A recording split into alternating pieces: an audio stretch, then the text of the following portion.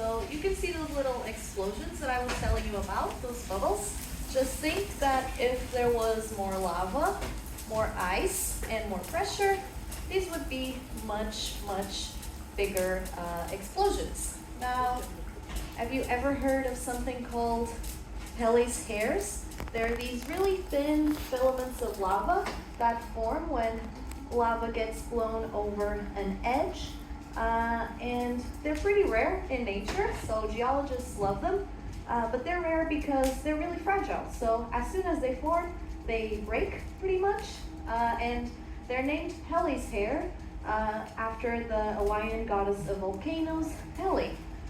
Here in Iceland, though, we don't really get a lot of goddesses, but we do get a lot of witches. So in Icelandic, they're called Nornahár, which directly translates to witch's hair.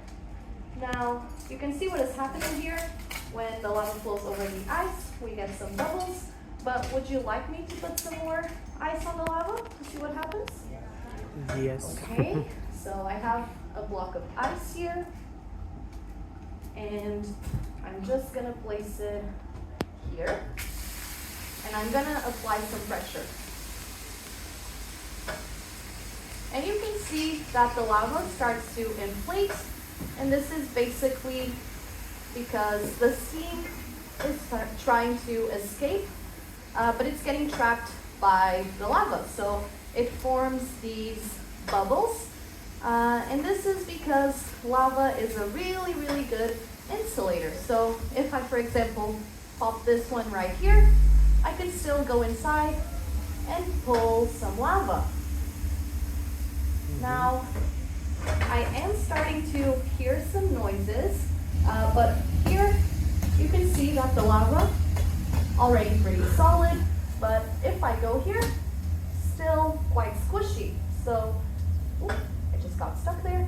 But if I go underneath the channel here with the stick, and then I can just kind of pull it up. Wow. And you can see that even though the top layer is already quite solid, underneath it is still super molten. So this is kind of how the lava tunnels form in nature. So when there's an eruption, the top layer of the lava will get cold and solidify, but inside it's going to remain quite molten. So the lava is just going to keep on flowing.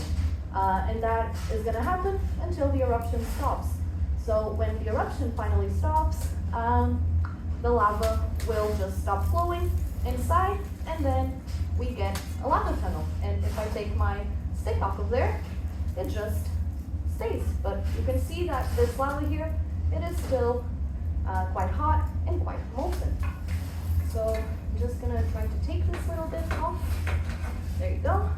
And again, I can hear some noises coming from the slide here. So I'm just gonna pop some protections on the slide, and these are